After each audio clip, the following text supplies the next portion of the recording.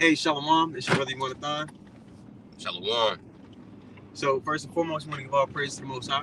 Yahweh, Ba'ashem, Yahushua, Ba'ashem, Kakadash. Want to give double honor to the apostles and the elders, great millstone. Want to say Shalom to all the brothers and, of course, the few sisters who are pursuing this truth in sincerity. All right, may the blessing of election be upon your house. I watch Elder Manata Zakba's video. He had the guy, and he sent it to me in the chat. He had the military guy come up to him at Camp in Myrtle Beach, and two of the points that the guy was trying to make is that World War III wasn't synonymous with the end, okay? And the other point was he was making it seem as though that because it's going to take place in the Middle East, that it's not going to touch America. So we're going to just prove those 2 points wrong here briefly and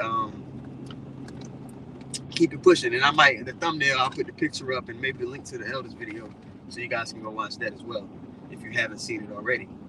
But first, you on the maps right now. Okay. I can grab something if you want me to. The third will come quickly. All right? Because World War III is prophesied, so we're going to establish that in the Bible. And I'll get Joel the 3rd chapter as well. All right. This is Revelation chapter 11 and verse 14. Want me to read verse 13? Talking about the earthquake. You can. This is Revelation chapter 11. You break it down. Okay, this is Revelation chapter 11, verse 13. And it says, in the same hour, there was a great earthquake, and the 10th part of the city fell. Mm-hmm. And in the earthquake, the 10th part of the city fell. You know, America is broken up into 10 regions. The simple explanation for you all is when you look at America, it's the FEMA locations or the 10 zip codes. Those are the 10 parts that it's broken up into. And I wish I was on my Switcher app because I'll put the image up for you because I have all the signs saved. Okay. But the 10th part of the city falling is talking about America, Babylon the Great, that whore that sits upon the beast, that last portion of this nation being eviscerated. The great judgment is upon this place, man. And majority of Jake that dwell here, because they're under this guise that America is so great, right? And you know who could make war with the beast? They're in that vibration as well. They think that the perils that are taking place in different parts of the world right now, they think that it'll never touch them, mm-hmm. And they don't know how gravely mistaken that they are. You know. Kind of, if I can add, that makes me think about that scripture in Isaiah the 47th chapter, mm-hmm. concerning the virgin daughter of Babylon, where it speaks about. It speaks about in that same chapter how Babylon, how the inhabitants of Babylon says, you know, how we sit as a widow, we shall see no sorrow, mm-hmm. You know, how calamity shall not come upon us. But then the Lord says, but in a moment, shall these things come upon thee in their perfection. You know, and with our people, the Israelites, the so-called Black, Hispanic, and Native Americans, especially over here in Babylon the Great, man. Okay. You know, they've been so heavily enchanted by this man's his philosophies, that they take on the same mindset as him, thinking that their houses are going to dwell forever, man. Like the inward thought is that their houses shall dwell forever. Yeah. And like the scriptures say, the righteous is more excellent than his neighbor, but the ways of the wicked seduce them. Mm-hmm. That's in many facets. That's in mindset and the things that they practice, the witchcraft that our people practice. They may not look at it as witchcraft, but they do partake in it. You know, so that they become chocolate covered Edomites, basically. All right, I want to read that what you mentioned in Isaiah the 47th chapter. Okay, this is Isaiah 47, and I'll start at verse 6. It says, and you break it down. Okay. I was wroth with my people. I have polluted mine inheritance. Yeah, how did he do that? Pretty much, ultimately, right? He kicked us out of the land, right? And we were, as it speaks about in Revelation 11 chapter, how our dead bodies, lie in the great city, of spiritual Sodom and Egypt. That's the Lord polluting, his land, polluting his people, man. You got these small hatters in our land right now, which they have greatly polluted the place with all different types of abominations and desolations. But you got it, bro. Yeah, continuing on. All right. Have polluted mine inheritance and given them into thine hand. Mm-hmm. And to Esau, Edom's hands, the self-proclaimed white man. Right. Thou didst shew them no mercy, like it talks about in Ezekiel the 35th chapter. Yeah. All right. because you have not hated blood, blood shall pursue thee. All right. Okay. Upon the ancient hast thou very heavily laid thy yoke. Yeah, you look at the way how they treated, our grandparents. It makes me think about Benjamin. Out there in Jamaica, man, how they had the elderly out there, picking the sugar cane, and history has a document to where they had them out there working, long hours, all throughout the day in that hot sun, and they're like literally their muscles are falling off their bones, man. Back breaking. Yeah, and they did that to the elderly, man. But you got it. Continuing on, verse 7, and thou saidest, I shall be a lady forever. I shall be a lady forever. And that word lady pretty much goes into a mistress or a prostitute, man. So America thinks that it could go. That whore? Yeah. It thinks that it could, continue to do all this wickedness, spread its fornication, spread its evil tentacles all over the earth without thinking that there's going to be any type of recompense for being a whore, man. Consequences and repercussions. Right. You understand? All right. And see, Jake, and the reason why the brother had pulled that scripture, because our people, they're the main ones that help forward that lie, man. Perpetuate that wine. Yeah. This is Habakkuk, just briefly here. Habakkuk 2 in verse 4 says, behold, his soul which is lifted up is not upright in him. Talking about Esau, Edom. Okay. But the just shall live by his faith. Yet also because he transgresseth by wine, his philosophies, what the brother's going into, his ways, his vibration that he pushes in the earth, right? He transgresseth by wine. He is a proud man. And our people, not only have they drunk of that wine, they perpetuated themselves. They forwarded into the earth. Yeah. Okay. And they're committing to spiritual adultery, because the role of a wife is to what? To forward the will of her husband. Our people are not forwarding the will of Yahweh Shem Yahushua. They're forwarding the will of Esau Edom. That's right. Who in turn is carrying out himself the workings of Satan. And that's why the Lord is about to. Well, He's already got it. Everything, all the pieces, of the puzzle together. That's why He's about to make a physical stamp to prove who's who, man. Whose side you're on, which we know. That's going to be displayed through the form of the MOTB, Revelation chapter 13 and 16. Right. So anybody with that type of mindset, because that's you bow down to the image of the beast right there. So all those is bowing down to the image of the beast that thinks that America's not going to be destroyed. Right. Now you're in agreement that World War III is in the Bible, but you don't believe it's going to come over here to America, to the hub of wickedness, as it says in Revelation 17 and 5, the mother of abomination of the earth. Right. So if anybody that has that mindset, the Lord is about to show plainly in your hand or in your forehead, whose house you're joining to, either the house of David or the house of Esau Edom, man. Continuing on in Isaiah 47 in verse 7, and thou saidest, I shall be a lady forever, so that thou didst not lay these things to thy heart. Yeah, what things? Talking about the perils to come. Our people, they're not thinking about the perils to come. They're not thinking about the latter end. Yep. They're thinking about right here, right now, just as Esau did. Yep. Going back to Genesis, the 25th chapter, he was thinking about right then and right now. Not thinking that, damn, this one decision is going to throw away my birthright, man. Yeah. This is what all this boiled down to. Instant gratification of the flesh. Right.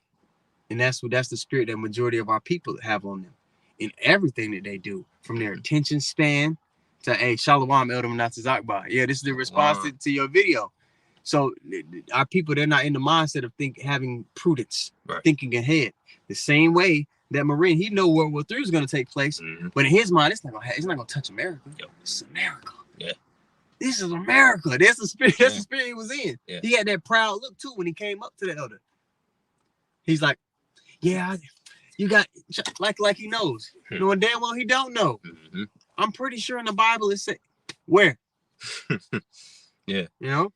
Continuing on. Scripture says in 2 Ezra the 9th chapter, it says, like all that is made in the world have a beginning and an end, and the end is manifest. See, Jake doesn't believe in the end. He doesn't want the end to come. Yeah. Which the very fact that, you about to say something? And when people hear us say the end, people in the world, they think we're talking about the end of earth. No, the earth about forever.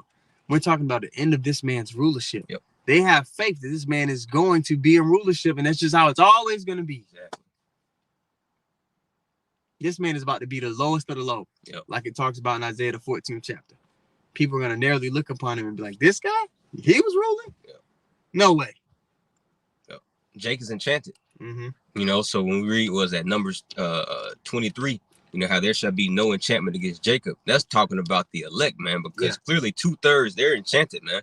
You know, you got Edomites, like Dabu, you know, Full Spectrum. They're telling you that America's gonna be destroyed. What's it? A Time for Judgment. I like him. Time for Judgment. So you got Esau. He's condemning himself. He's telling you, yeah, America's about to go down.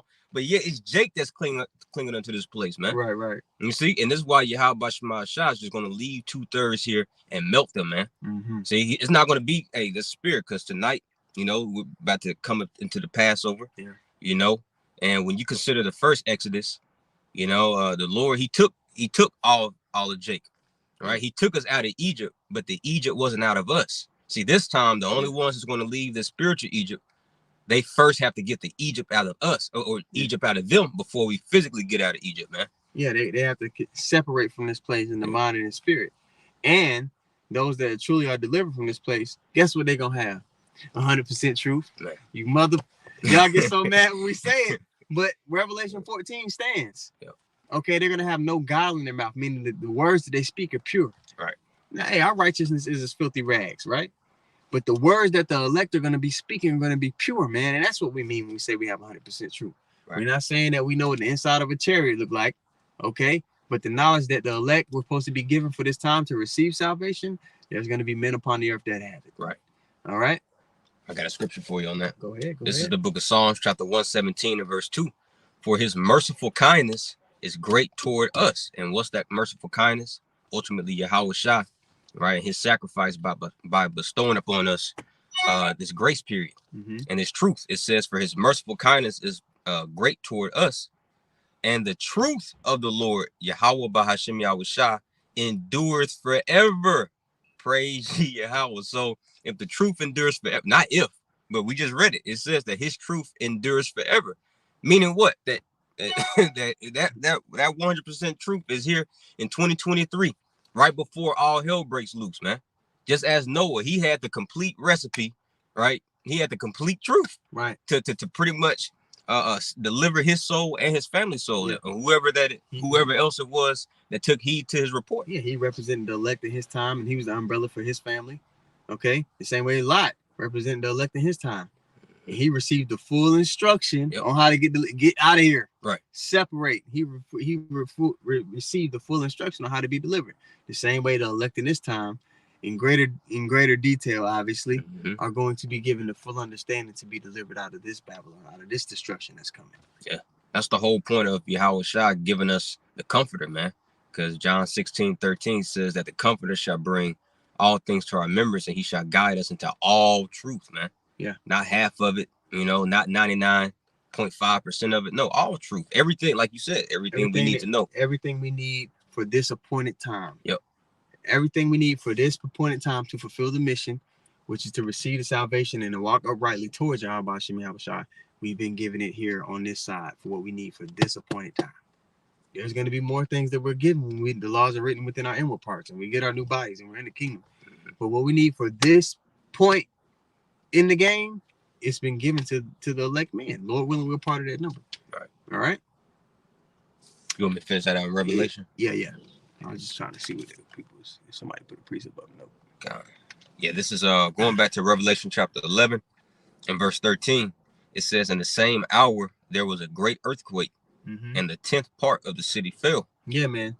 This is just to back up the point that destruction is going to touch America. Is going to touch Babylon the Great, man. There's no way around that.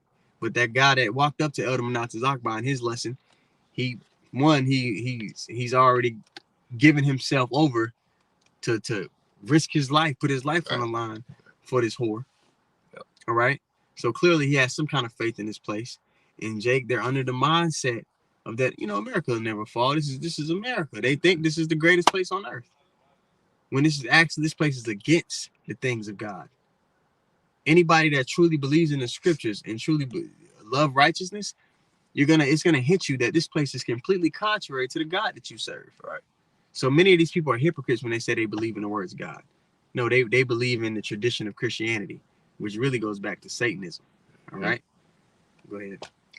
It says, And in the middle part, it says, and in the earthquake were slain of men 7,000. The complete amount of men are going to be slain. Okay. And the remnant were affrighted and gave glory to Yahweh Basham Shah of heaven. That remnant that's going to be saved. Right. We're gonna be in the midst. That too. We had a bull in the ring last night. You could use that to show that, hey, the elect of Israel, they're going to be going through a time of trouble. Because you got people who say that the elect aren't going to be, going through that trouble. Yes, you are. So the elect were frightened and gave glory. They were in the midst of all that. They were seeing it. But they gave glory to the the God. They gave glory to Yahweh Shai. They praised his name. Yeah. Well, that's why Yahweh Shai said, as it was in the days of Noah. How was it in the days of Noah? Well, you had the wicked, they got destroyed, and you also had the elect, right? The righteous, he was in the midst of it. But it didn't come nigh unto him. Yeah. Yeah. So the remnant in that time, because when you read the book of Sirach, I want to say the 46th chapter, it says that Noah is pretty much he serves as an example as unto the remnant. Something along those lines. So that lets you know that just as Noah was in the thick of it, the remnant, they're going to be in the thick of it, but we're going to be protected. Lord will be a part of that number, man. Right. So if you got your hopes on, you get raptured up and there's going to be seven years of tribulation and you in heaven floating, or you under the false ideologies of some of these other Israelite camps that Jacob's trouble already passed and Shalom, bro, or some other, madness, you're greatly deceived. And while we still have this grace period and the 100% truth flowing daily, man, right? Well, you got a decision to make, man. And ultimately, the Lord's going to make it for you. But, hey, there's going to be no excuse. Okay. Yeah, there's going to be no excuse, man. Okay. You want me to pull up? Here we go, move it. Okay. This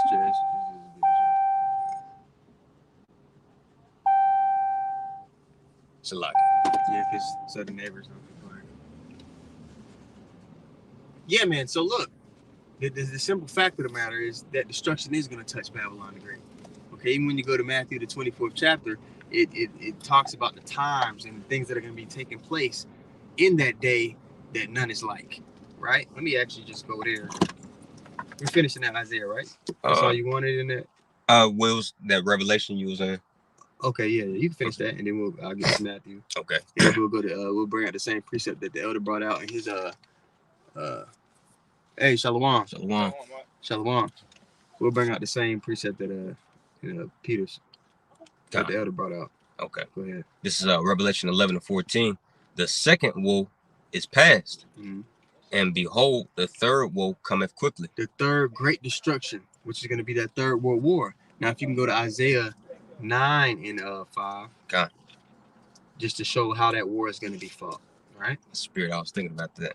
There's Isaiah chapter 9 and 5. It says, "For every battle of the warrior is with confused noise." All right, a war, you have confused noise. You have missiles going off, men screaming. There's a particular way that every war is fought. Shalom, Elder, everything good?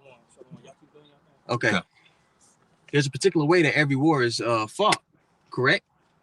Guns, you have traditional warfare, you have guerrilla warfare, but it's all confused noise. Swords. It's all men on a battlefield in trenches, strategic, moving in particular ways. It's all fought in a particular way, right? But go ahead. It says, "For every battle of the warrior is with confused noise, and garments rolled in blood." Men's losing their limbs, being filled up with lead. All right, people dying from biological warfare, all kinds of things. Right? It says, "But this shall be with burning and fuel of fire." He's like pulling up more. Oh, okay. So that everybody could gotcha. It's just more space.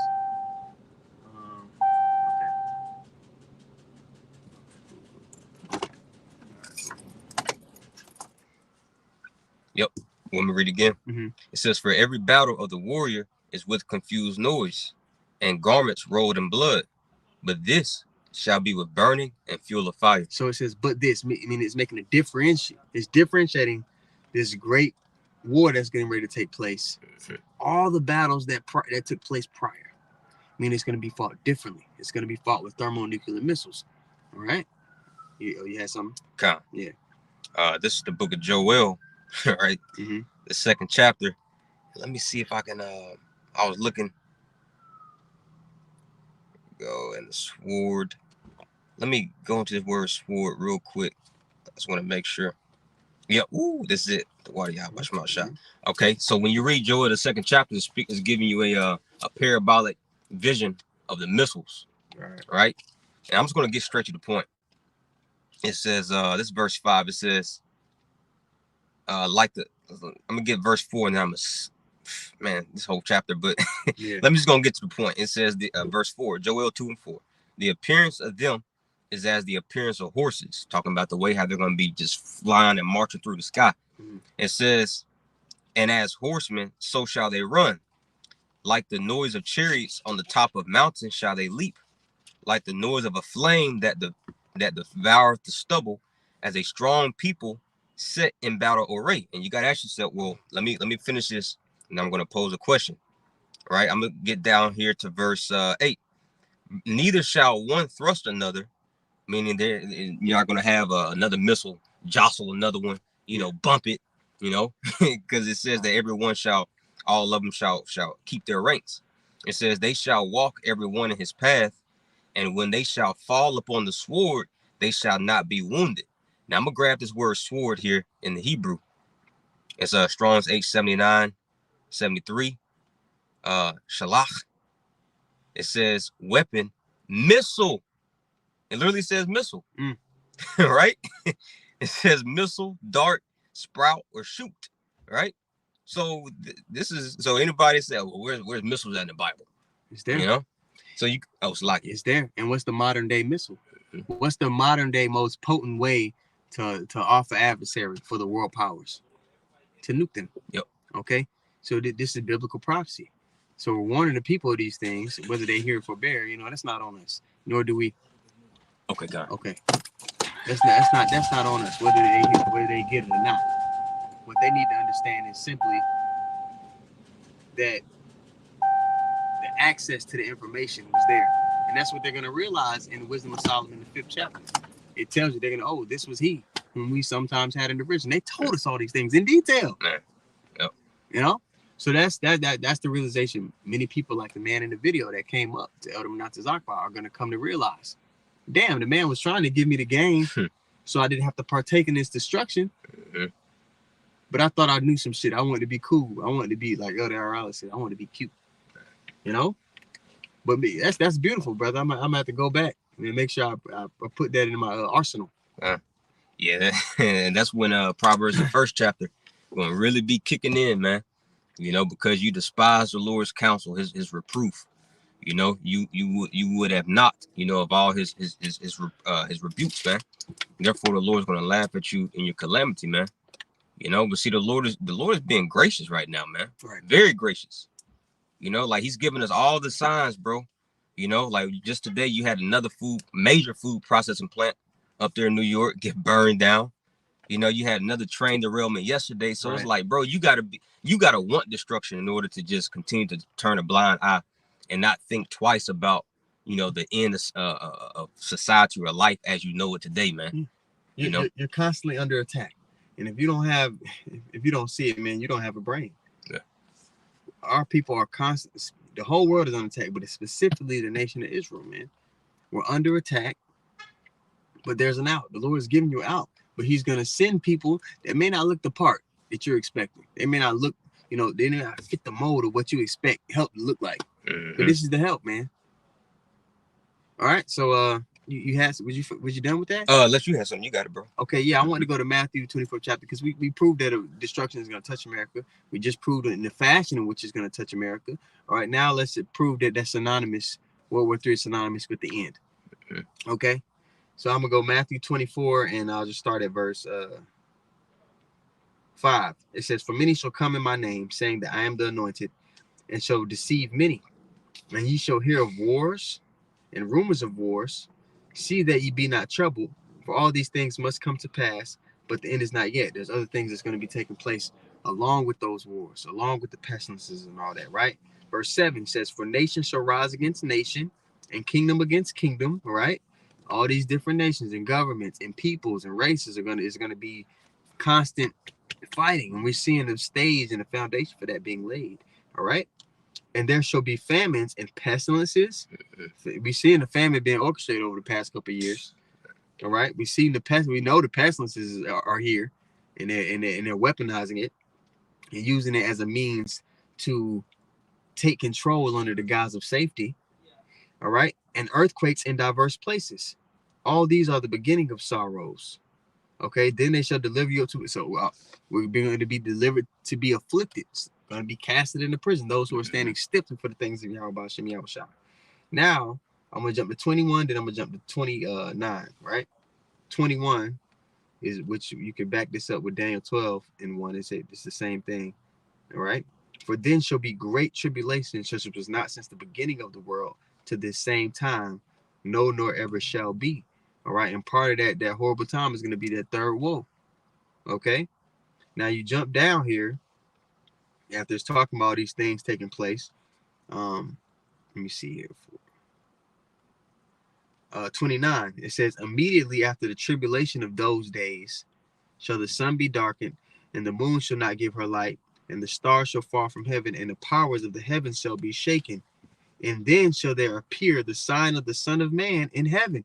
So, like Second Ezra, the 13th chapter, we know upon Yahweh Shah showing up, what is he going to be doing? He's going to be interrupting that third woe. All right, and he's going to put the spirit on the nations to fight, and yet there's fight. And after he's laid the nations to rest, what happens? The kingdom of heaven starts to be established. So that's the end of this age. That's the second Ezra 6 and 9. Where Esau is the end of the world, meaning the end of an age, and Jacob is the beginning of it that follows. That is that's synonymous with the end. All right. The conclusion of World War III is synonymous with the end of this age and the beginning of that everlasting kingdom, that new heavens and a new earth wherein dwelleth righteousness. Okay. You had something? Okay. And we could close it. What you got? Okay. This is the book of Joel, going back to Joel chapter 2 and verse 2. And I'm going to grab it here in the NLT. All right. It says, I'm starting verse 1. It says, sound the trumpet in Jerusalem. And that's happening right now, right? By the Lord sending out his prophets, right? You know, spreading forth, you know, this word of warning. As trumpets, it says, raise the alarm on my holy mountain. Let everyone tremble in fear, because the day of Yahweh Shem Shah is upon us. It is a day of darkness and gloom, a day of thick clouds and deep blackness. Suddenly, like dawn spreading across the mountains, a great and mighty army appears. Talking about the missiles. Says nothing like it has been seen before, or will ever be seen again. Yeah. So what it says, nothing has been seen like this before. So you never seen an international nuclear war where both sides have that equipment, right? And it's going back and forth. You've never seen that on a global scale, but you're about to see it. Yep. And then it says you're never going to see it again. Right. Proving that this World War III's got this. It's the end of the age. Yep. Because in the kingdom of heaven, there's not going to be any more wars. Nations aren't going to war. They're going to beat their spears and the pruning hooks. It's the reverse of Joel 3. Right. Okay. So, yeah, man, that dude didn't know what he's talking about. He didn't want to receive the help that he said at not the Lord's counsel. And Jake, Elder Natsazak had patience. I just would have been like, man, fuck this nigga. Yeah. But that hey, we all got different temperaments and spirits. All right, so with that being said, man, Lord willing was edifying. I want to give all praises once more to Yahweh, Bahashem, Yahushai, Bahashem, Rakakadash. I want to give double honor to the apostles and the elders, great millstone. I want to say shalom to all the brothers and, of course, the few sisters who are pursuing this truth and sincerity. All right? May the blessing of election be upon your house. Shalom. Shalom.